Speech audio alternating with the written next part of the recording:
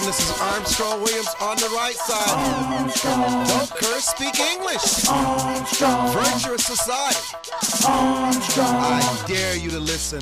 Hey, turn it up. Hey. Armstrong. Get on the right side. Armstrong. Elevate your mind. Armstrong. I'm Armstrong Williams on the right side. Armstrong. Yo, man, it's your boy K.O. And you're tuned into the most conservative of our brothers. Armstrong. The Armstrong Williams Show. Please give me a break. Grow up. Hello, everybody. Welcome to this edition of the Armstrong Williams Show. Milo, welcome back to another Tuesday broadcast. It's always a pleasure having you on and to reintroduce our audience to Milo Pinckney. So many of you ask about him. You've heard him for the first time. So, Milo, again, tell our audience about yourself. Now, for some reason, I'm not hearing Milo. Now, Milo is probably hearing me, but I'm not hearing Milo. Milo. Why am I not hearing Milo? And I know... Let me try another line. No, we hear you, Milo. Milo, we hear you. We hear you. We hear you. Good. Did you hear me? We hear you. How are you today? Oh, can you tell I'm on fire? I'm on I fire. can. So, Milo, reintroduce and tell yourself about our audience.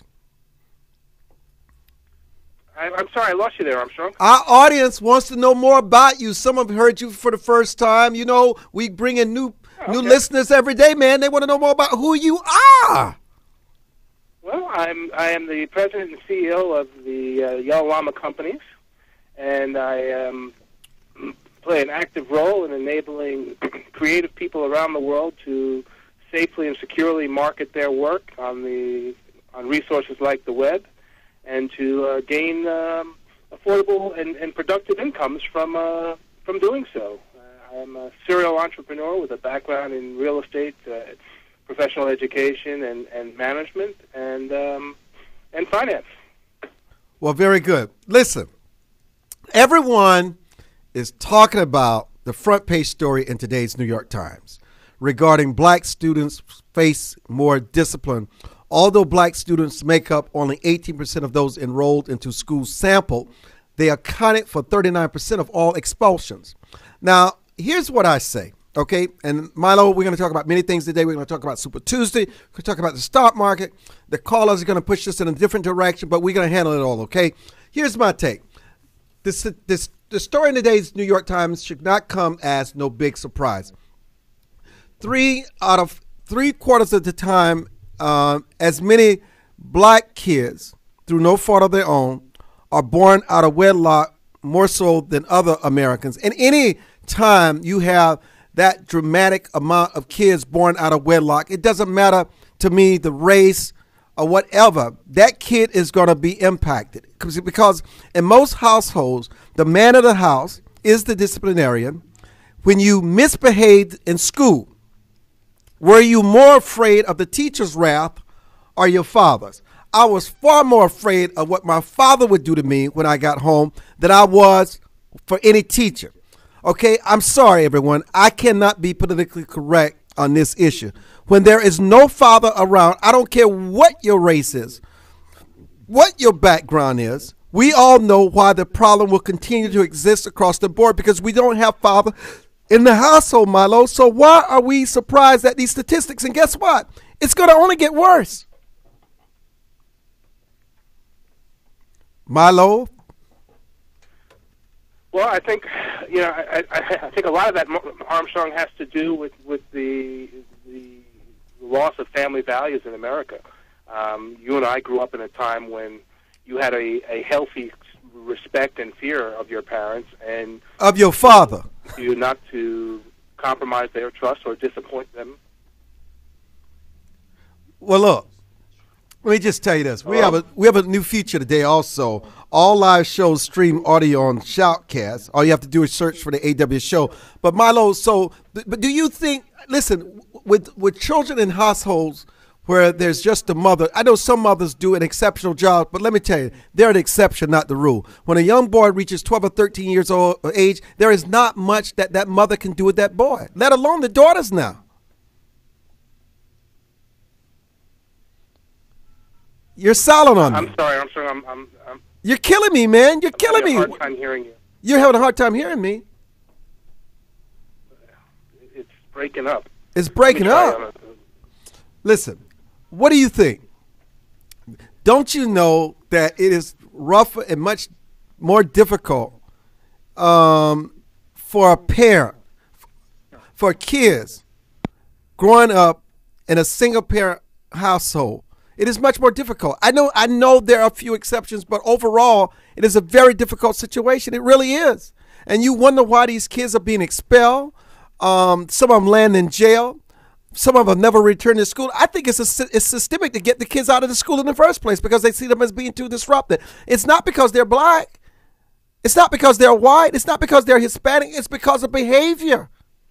These issues need to be addressed. There are consequences for a lack of a father in the household. I'm sorry.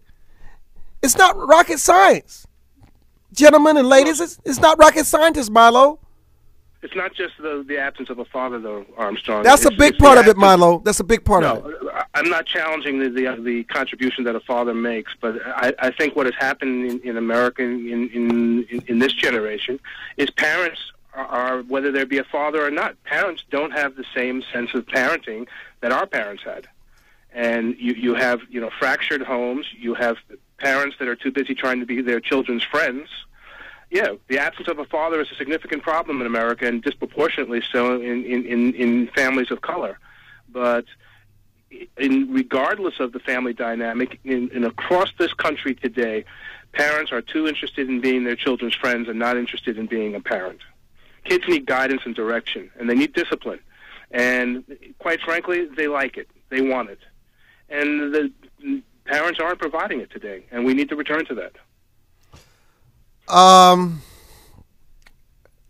Well, look, I think you're right. Look, I think the problem, as someone who said today on our Facebook page, Michelle Johns, that we had on last week, I think the problem is much more complicated than the man not being around, even though that's being a big part of it. That there were single mothers back in the day when you dare not act crazy with. Even when both parents were there, the mother went to the school and whipped that child's butt for cutting up in class. And we also know that there were a lot of hard-working, good single mothers with values and principles who kept their children in the church, sports, and around good people in the neighborhood and the church that helped. The other issue is that the problem today is that a lot of young people are growing up today, and before they ever have they come in contact with a man in school and the learning environment is sometimes when they reach senior high school. So there's really no male authority there, and that is a situation that puts them as a grave disadvantage. And then single parents happen in all cultures, but especially in American black families and white families. And why divorce? You have to also realize that more women are not having children without being married, and that's across the board. Let me go to Carl. Carl has a comment on this subject. Carl, thank you for calling. We welcome hearing your perspective. Mr. Armstrong, I was trying to keep a record of, you remember the Columbine massacre killing in the school? Of course. There were about 8 after that. And it seemed like, from what I have gathered, those white boys had both parents in the home. Every last one, to my knowledge. Also, another statement has been said that blacks have guns, but it looks like it's the Caucasian that did the massacre killing in the schools.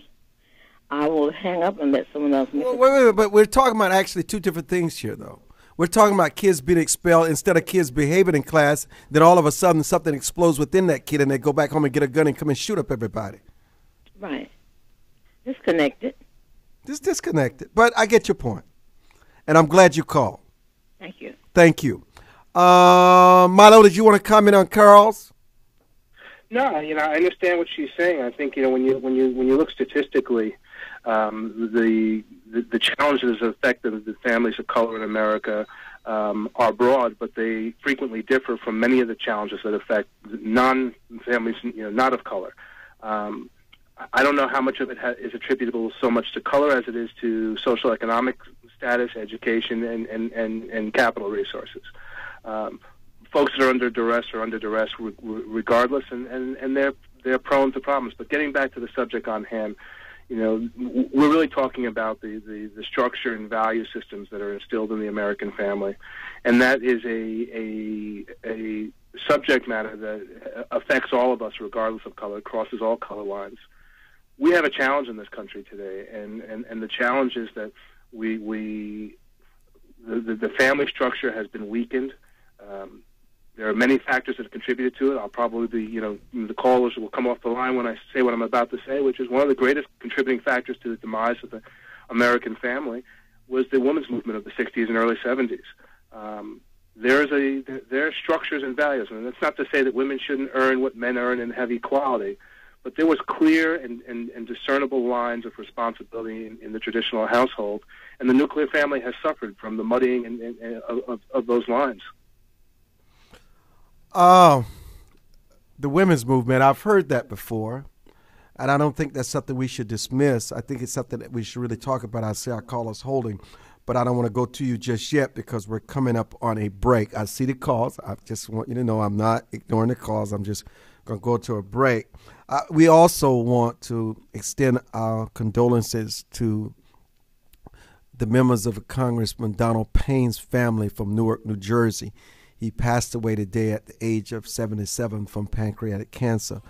I just want to keep him in our prayers. I mean, he was just what a leader on the subject of Africa, where he chaired the Minority Foreign Affairs Committee. I'm Armstrong Williams, Milo Pinckney. Our phone lines are open. Jacob is holding. We'll be back.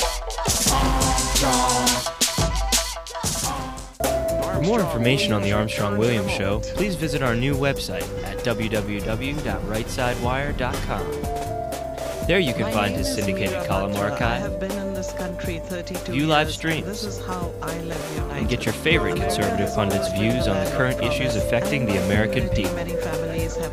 From building wealth to foreign policy, stay connected with Armstrong Williams and his colleagues at the all-new www.rightsidewire.com. Anderson Brothers Bank, a family-owned and operated establishment that blends traditional personal service, local market awareness, and advanced technology to meet the financial needs of its customers. Visit abbank.com or call 843-464-6271 to see how they can assist you with your banking needs. Anderson Brothers Bank, celebrating 75 years of community banking, the way it should be. Stability right in your backyard since 1933. Hello, my name is Ron Moulton. I'm running as a Republican for the City Council of the nation's capital, a political arena dominated by the Democratic Party. I'm seeking office in Ward 7, overwhelmed by unemployment and poverty. For the first time in decades, we have an opportunity to be elected as the people that need the representation the most are now responding to the principles that will uplift them. For more information about my values and to donate, please visit www.ronmoulton.com. Most Americans simply have never been taught the basics of money management, let alone how to secure their financial future. But there is hope. Financial Education and Literacy Advisors, also known as FELA, does what others don't. FELA teaches financial education. If you'd like more information about providing a financial wellness program for your employees, or a credit-bearing college course in personal finance, or other valuable programs, please visit myfela.com. That's myfela.com, or send an email to info@myfela.com. Hi, this is Armstrong Williams with an opportunity to own a piece of paradise in Nassau, Bahamas. Spectacular land prices, 8,000 square feet, 20,000 square feet lot, affordable prices, hilltop properties with views of the magnificent sea. Just call 242-677-3120 or 3121 or go to info@rightsidewire.com and leave your information. Where heads of state, sports, entertainment, and political celebrities meet. You're listening to Armstrong Williams. And welcome back to the broadcast. Jacob, thank you for your patience. Go ahead. Good evening, Armstrong. Good evening to you. All right. I think not having a father in the home is a part of it, but it's not the whole of it. Being I got two children, and my children, when they were younger, were in a majority African-American school, and now they're in a majority white school. And one thing I've noticed is that the schools that my kids are in now, they're not as fast to suspend certain students as they were in the schools that my kids were in when they were younger. You know, it's these teachers in these inner-city schools and in these low-income schools, you know, they have a lot less patience with students who act up than schools where higher-income families live. I do agree with you that having a father in the home is paramount. It's the most important thing. But at the same time, that man has to be a good man, too. I mean, for example, I wouldn't want Bobby Brown near his daughter under any circumstances. I don't care what he says about his life and what he's done to clean it up. But at the same time, we got to focus in on why these kids are being suspended, because the same way a majority of African-American men by percentage are in prison because they're targeted. A lot of these young black kids, mainly males, are targeted for suspension and expulsion because that's the easiest way to get them into the criminal justice system, is to get them out of school so they can't learn and they can't better themselves, so they stay away from jail. Milo? You know, there's not much to add to that. I hear what he's saying. I agree with most all of it. Again, the long and the short of it is that it all comes back down to the fundamental problem, which is the nuclear family and the structure and values instilled therein. We can focus our energies on correcting the cause, not the symptom. Jacob, it's always a pleasure hearing from you. Thank you so much for calling, and always enjoy your input. Reverend Spry, good afternoon. Dr. Armstrong. Just fine, just fine. And your guest, and I hope you're in receipt of my letter. But I agree with Jacob. I think some of these school districts pull the trigger too fast. We got to check. I mean, yes, a lot of us have single-parent homes in which there's not a man there, a father figure, not just a man, but a father figure. And I would go as far as saying a godly man, because he wouldn't practice abuse on his wife or children. But also it goes beyond that. It goes to the school system. They're more quick to pull the trigger on expungement. And I'm not talking about somebody that's just showing behavior as, cursing out a teacher or slapping somebody side the back of the head. It could be a prank. It can be a knock on the door and run, and just moving a little bit too much. And then, the teacher has short patience, and they want the children, teenagers, to sit in the seat, and they don't have recess. They don't have time for them to run and get out. They're so more concentrated on keeping them like robots. So it's a big problem, but I think the largest problem is that the parents have to, whether single parents or a two-parent home, they have to go to that school. They have that I can't say that enough. They have to go to the school, find out what's going on, and if you can get in the class, visit the class, not every day, but every so often, become a lunch buddy to get into the school system, learn the resource officers, and that would help with minimizing, and the teachers, and that would help with minimizing expungements in our communities, because a lot of times we don't go to the school, we don't challenge the school, we don't challenge the school boards to try to keep the students in, because in some districts, you're predominantly upper districts, and I'm not going to call names, everybody know what I'm talking about. The last result is to put a child on the street. But in, like Jacob said, in your city districts, they're so quick to kick them out of the school. I mean, for any little thing, they're up for expungement. And that is just wrong. And that's why I say we have to challenge the school board, because those people that we put on the school boards make those decisions to kick those children out of school for minor stuff. I'm not talking about no guns and fighting and cursing the teacher out. I'm not talking about that kind of stuff. It's minor stuff that these young people get kicked out of school, expelled from school from. And I'm one that advocate keeping them in school, and I work towards that through programs to try to keep students in schools. And I'm not ashamed of trying to keep them in there because they need their education. Their education is their passport to success. And if they don't get it, the chances are very, very, very slim that they will, become productive citizens. I don't think we can blame the schools. Go ahead, Milo. I don't think schools are some of the blame. Yes, sir. No.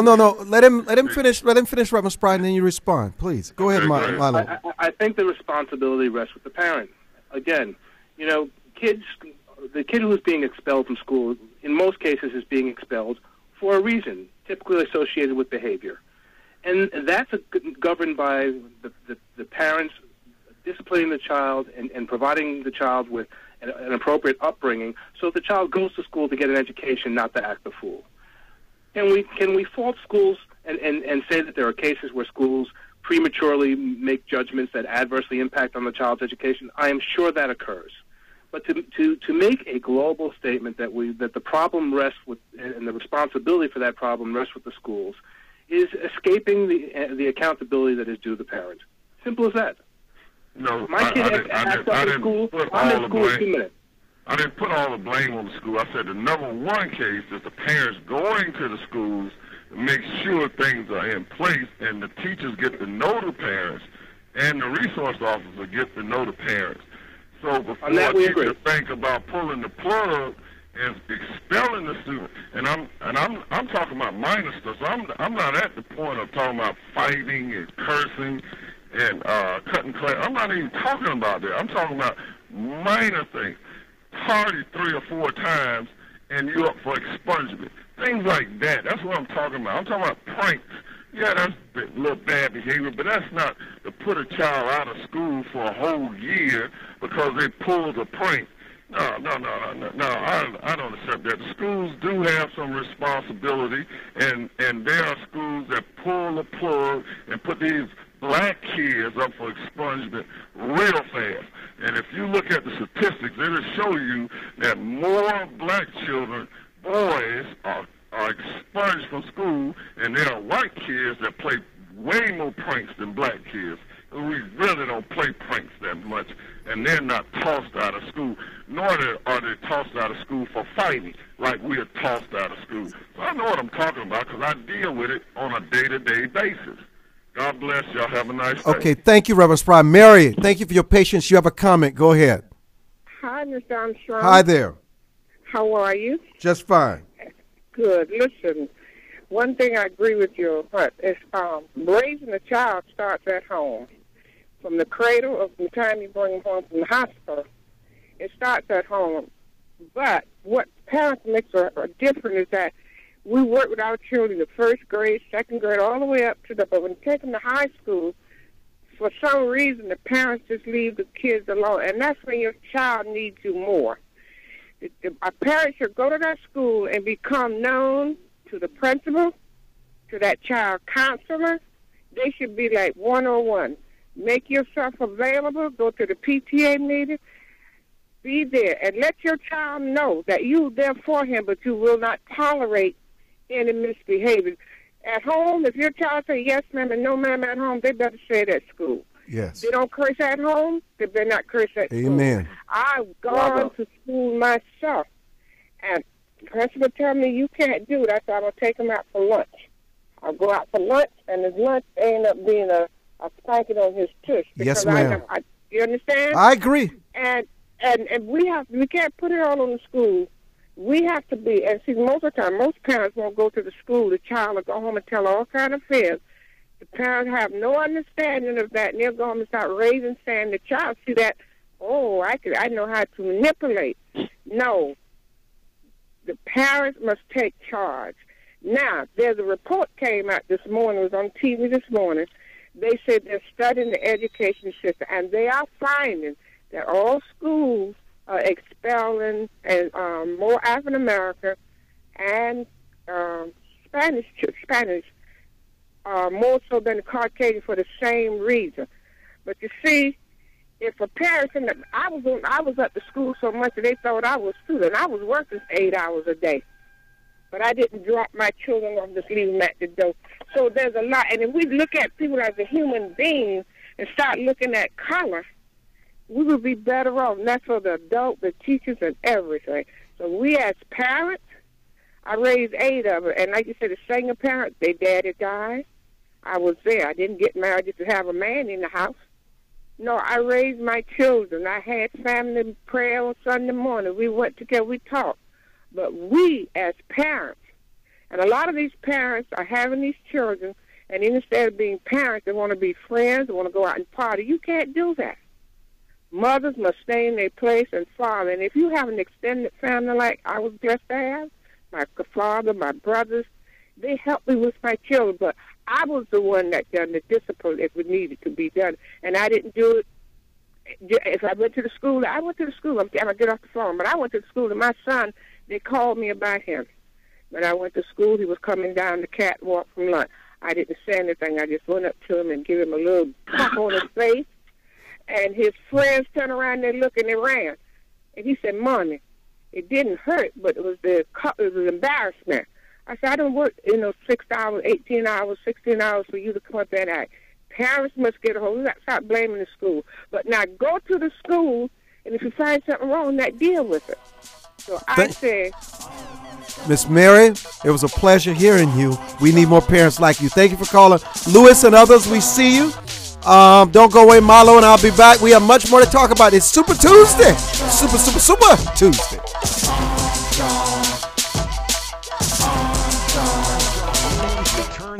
For more information on the Armstrong-Williams Show, please visit our new website at www.rightsidewire.com. There you can find his syndicated column archive, view live streams, and get your favorite conservative pundits' views on the current issues affecting the American people. From building wealth to foreign policy, stay connected with Armstrong-Williams and his colleagues at the all-new www.rightsidewire.com. For these families with United Way. Join the millions of Americans who pursue one of our country's finest traditions, from hunting to sports shooting. Since 1871, the NRA has grown as a service organization involved in all aspects of shooting sports and is a proud defender of the Bill of Rights. Join today to begin taking advantage of exclusive membership offers and discounts, including up to $25,000 in insurance coverage. Contact the NRA today. Call 1-800-672-3888 or visit NRA.org.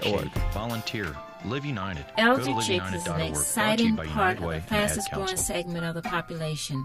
Women in their 70s, 80s, and older who are mastering the art of a senior life. We're no longer unseen and unheard. We're providing role models for each other and the baby boomers who are fast approaching retirement. Join our virtual community. Hit www.elderchicks.com on your computer keyboard.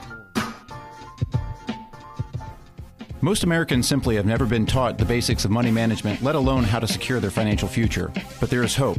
Financial Education and Literacy Advisors, also known as FELA, does what others don't. FELA teaches financial education. If you'd like more information about providing a financial wellness program for your employees, or a credit-bearing college course in personal finance, or other valuable programs, please visit myfela.com. That's myfela.com, or send an email to info@myfela.com. Travelers along the road of life who have fallen asleep at the wheel, to the many who woke up in time to avert disaster and get back on the righteous path. For the ones who crashed and survived and now adhere vigilantly to a virtuous and righteous path. Finally, Armstrong-Williams' much-anticipated new book, Reawakening Virtues, gives his insights into these daily challenges and much more. Reawakening Virtues is available in bookstores and at Amazon.com. Where heads of state, sports, entertainment, and political celebrities meet. You're listening to Armstrong-Williams. Without a doubt, if Romney wins Ohio tonight, it's over for everyone else in the field. Isn't that safe to say so, Milo? wins tonight, not only is it over, it spells a whole new game, because now we're really into the real competition. Yes, yes. And what is the real competition? Real competition is whether or not Romney can successfully communicate to the American people that he has a solid plan to overcome the obstacles that Obama has failed to hurdle. What happens to Newt Gingrich? I think Newt becomes a political negotiator and becomes a catalyst for policy, but little more. What does he have to negotiate? Well, I think he has a constituency that Romney is going to need to beat Obama. He's going to be a resource for Romney on the international stage, because it's an area where Romney is somewhat weaker. I think he has something to add to the equation. I honestly do. 733-5620. It is Super Tuesday. What do you think? It is Super Tuesday. Is it super for you? What is at stake? I have some. I have some. I don't want to be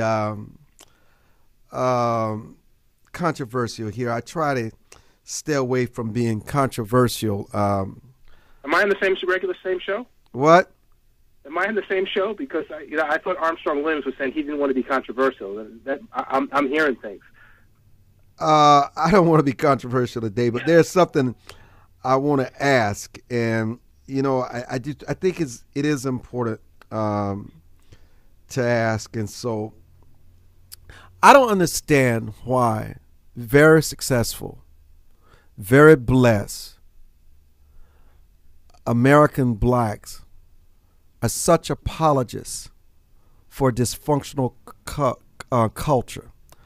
I don't understand why they apologize for that which is not their religion, why they apologize for a family that many of these kids grow up in today that they can't even recognize as anything that resembles the way they grew up. Whether they were poor, whether they had nothing, it doesn't matter. It doesn't resemble their value system.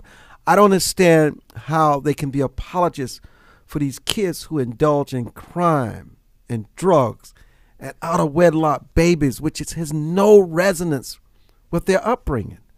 I don't understand why they become such apologists. I don't understand that. I think the reason why you and I and Logan and others are often on the same page is because I cannot provide cover for something that are not values. That is just not a part of my upbringing. I mean, I don't understand it, but they seem to want to go out of their way to try to understand and explain certain behavior that really they can't relate to, as if they have to do that in order to keep some kind of an identity. But the only identity that people should have are their values. And so what I'm saying is, why are, and I would refer to them as black middle-class conservatives, ashamed of their traditional conservative values? I mean, most successful middle-class American blacks are from families that value education, religion, and a traditional family. The way some of these kids speak today and communicate, we can't even relate to. That's not blackness. I don't know what it is. And it's ignorant. It is, and yet they often seek to justify the culture of the dysfunctional segments of the black community that are failing academically and economically in America. And is it guilt for their own success, or do they really believe that there is a virtue in the failing subculture of a predominant number of black Americans? I mean, most successful people, Milo, believe in the values that have made them successful. So why are they, some of these people, making this the exception? I don't understand it. I have my own opinions on this subject as well, and I've over the years I've been confused myself, Armstrong, as to why so many black middle class and successful blacks are Democrats when the very things that made them successful were behavior. Logan, Milo, let me stop you. I don't even want to get into Democrat because they're a sideshow and start talking about party politics and not even deal with the issues. We are not talking about Democratic and Republican here. I don't care what they vote for. That's their choice. I'm talking about a value system versus a subculture that is destructive, and they try to give cover to it. I think that's where I was going, actually, Armstrong. I'm sorry. These value systems, many of the subsector that we're discussing has a value system that says that if they subscribe to these more traditional and conservative values, that somehow they are departing from their affiliation with the community from which they come. That they're somehow less black if they're conservative fiscally, that they're somehow less black if they're conservative politically, that they're somehow less black if they are conservative religiously, and that they are somehow less black if they are conservative philosophically. And in fact, it is those very same value systems that enabled them to be successful in the first place. I don't subscribe to it, across the board. Nor am I, as you know, a very conservative religious person. I'm anything but. But at the same token, I have a very solid value system. I had a child out of wedlock, and I spent 6 years in litigation to gain custody of him because a young black man needs a father. And my son was raised in my household, and his mother and I shared in the parenting role, even though we were not together. And that's because that's what was in the best interest of the child. And in our community, we need to have very clear value systems and make very clear decisions about what we're going to do. And then, quite frankly, to the moon with anybody who disagrees with us. I'm going to run my household as I see fit, and I'm going to take care of my family. And that's my responsibility as a man. Black man, white man, any man, period. Excellent point. Listen, I cannot accept or try to relate to something that is not my upbringing. Yes, we can come to the conclusion as to why these kids misbehave in classroom and why they're so disruptive and why they're so disrespectful and use the worst of the language. And yes, we can say that about many people in many cultures. Yes, we can. But listen, the way even the language and the way they communicate. I tell you the truth, I have trouble understanding what they're saying, man. I don't understand it. I almost need a translator. My daughter's very unhappy with me right now because she got out of turn with her mother the other day and raised her voice to her mother and behaved in a manner that I felt was disrespectful. She got grounded for 2 weeks and her cell phone was taken away.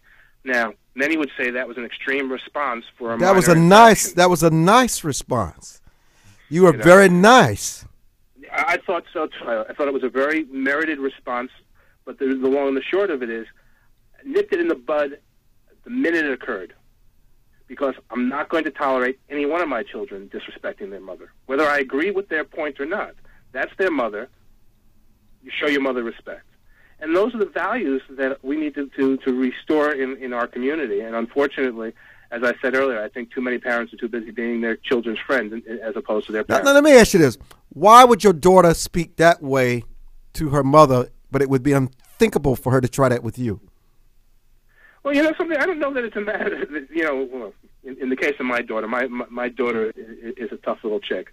And she has gotten out of turn with me on occasion, too. But in the same manner, I respond in what she perceives to be an over-the-top manner. But I respond immediately because that's the only way you control it. And I think where she learns it is she sees her friends behaving with their parents and carrying on with their parents in a manner different than our household. So she tested the waters, and I emptied the tub on her. And you should have, because you love her. Absolutely. But that's what we need to do. And quite frankly, the sooner we return to those values, I never squared off. Well, actually, that's not true. I did square off with my father once, and I got my butt handed to me. But, in my household, if you showed my mother disrespect, you were in deep crap. Listen, it was unthinkable unthinkable in my household. But you know what's interesting? Even today, I'm a grown man, and I've been a grown man for some time now. I could not even think of a reason to be disrespectful, sassy, or to talk back to my mother. Listen, any senior citizen for that matter, not just my mother. I just couldn't do it with any senior citizen.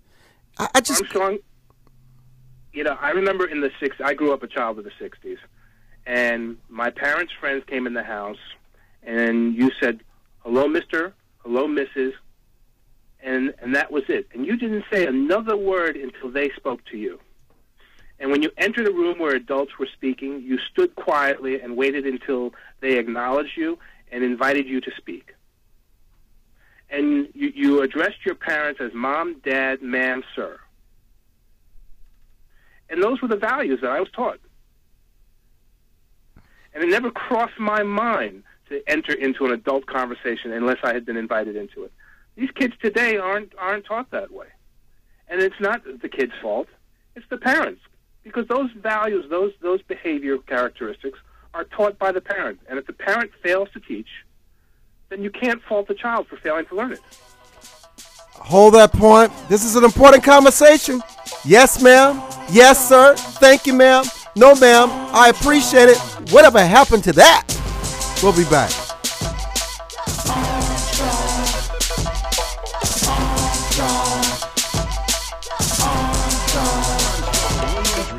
For more information on the Armstrong-Williams Show, please visit our new website at www.rightsidewire.com. There you can find his syndicated column archive, view live streams, and get your favorite conservative pundits' views on the current issues affecting the American people.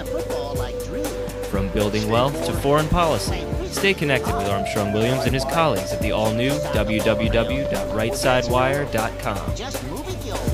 Does your school, team, church, or charity need a new fundraiser? Do you need to work out of your home or part-time? Are you a small business that can use an additional revenue stream? Then you need Yellow Llama. Do you need affordable web services or tools to enhance your existing business? Are you a graphic artist who wants to create a revenue stream with your art but not get ripped off? Then go to www.yellowllama.com. Anderson Brothers Bank, a family-owned and operated establishment that blends traditional personal service, local market awareness, and advanced technology to meet the financial needs of its customers. Visit abbank.com or call 843-464-6271 to see how they can assist you with your banking needs. Anderson Brothers Bank, celebrating 75 years of community banking, the way it should be. Stability right in your backyard since 1933.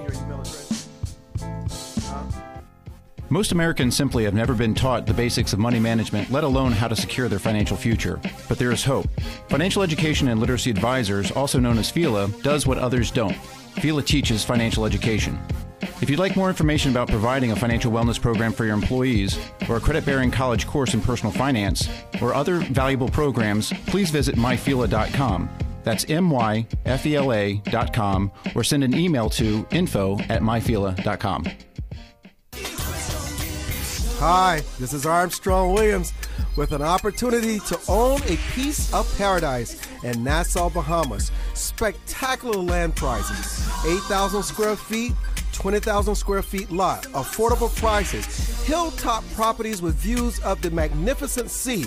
Just call 242-677-3120 or 3121 or go to info@rightsidewire.com and leave your information. Where heads of state, sports, entertainment, and political celebrities meet. You're listening to Armstrong Williams. And welcome back to the Armstrong Williams Show. Thank you so much for joining us. Milo, what are the burning topics you have?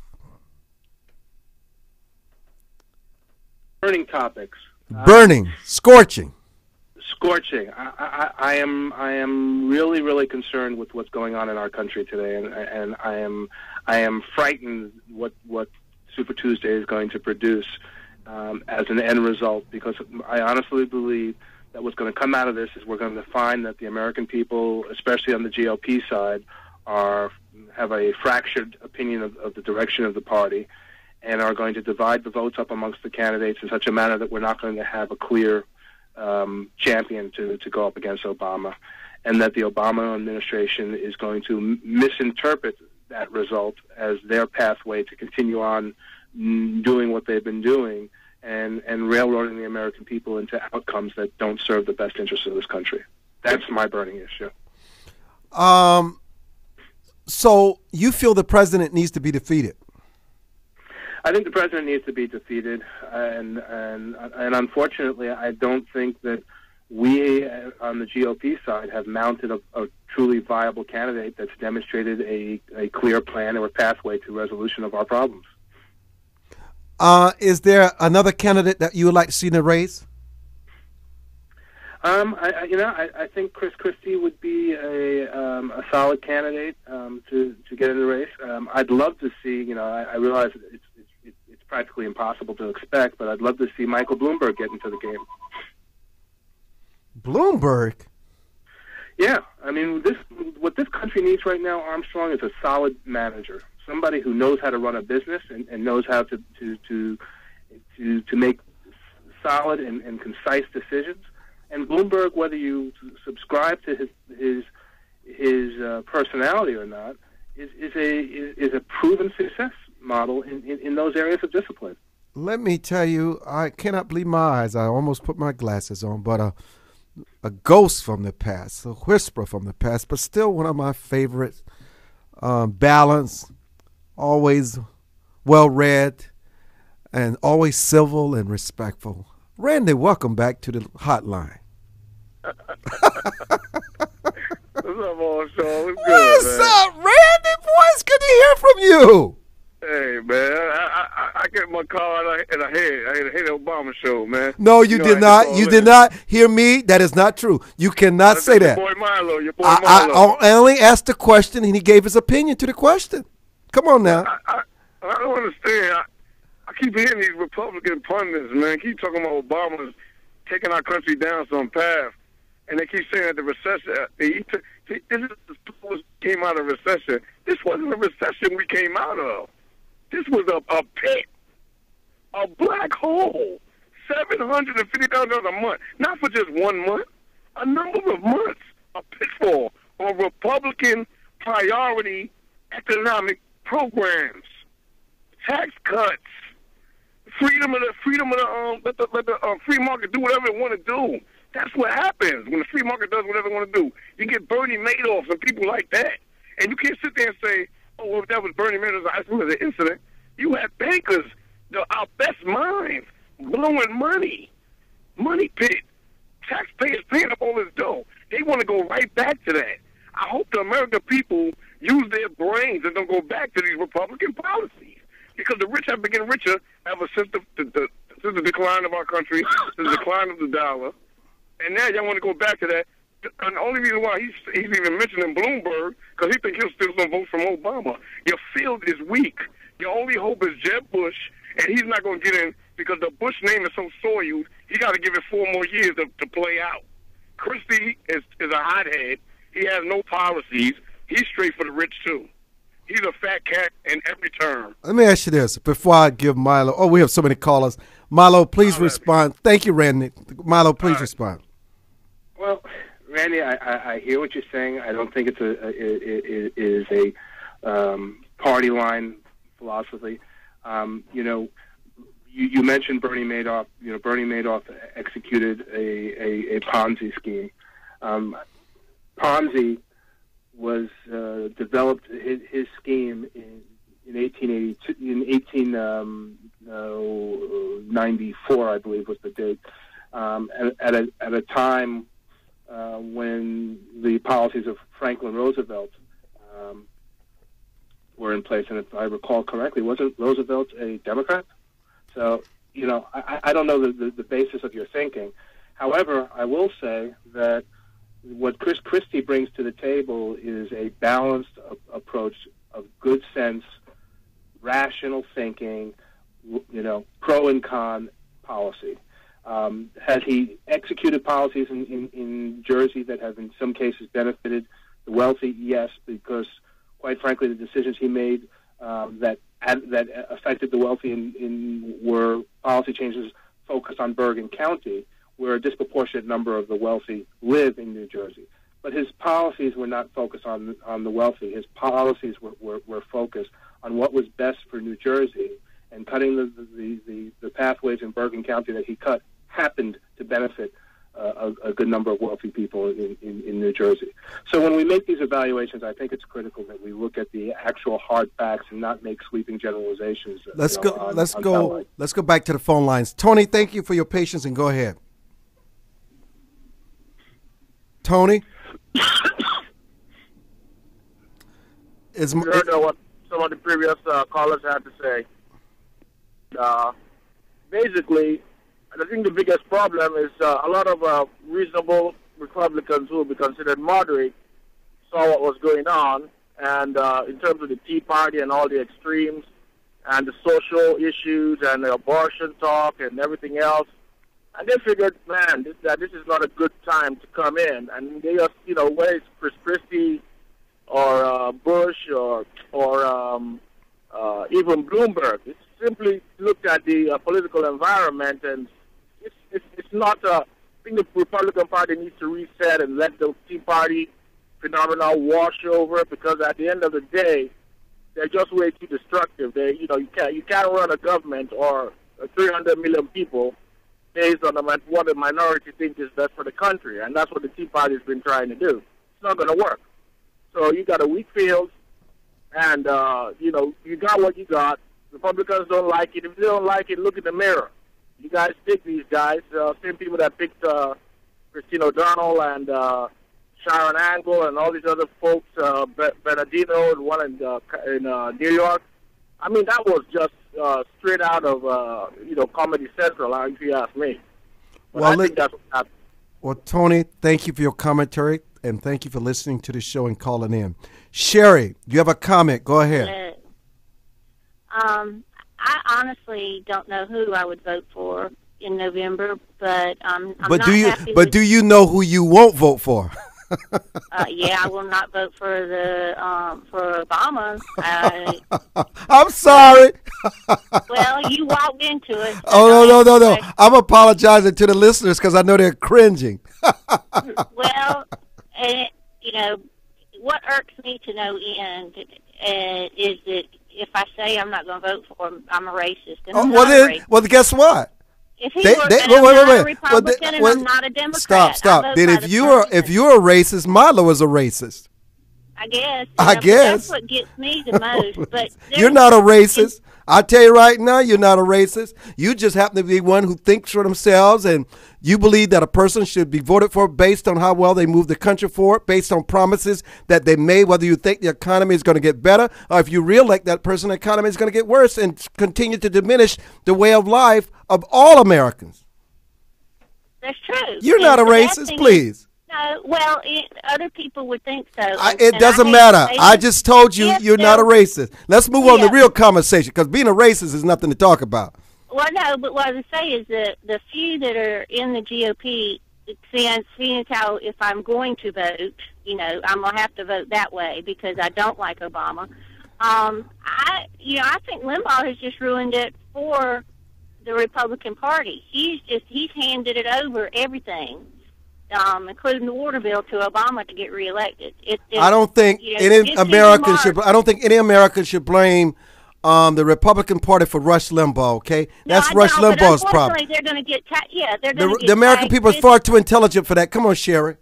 Well, honey, I thought they were intelligent enough not to vote Obama into office. Well, then I wasn't intelligent either because I voted for him. Well, and everybody has their reasons for who they vote for.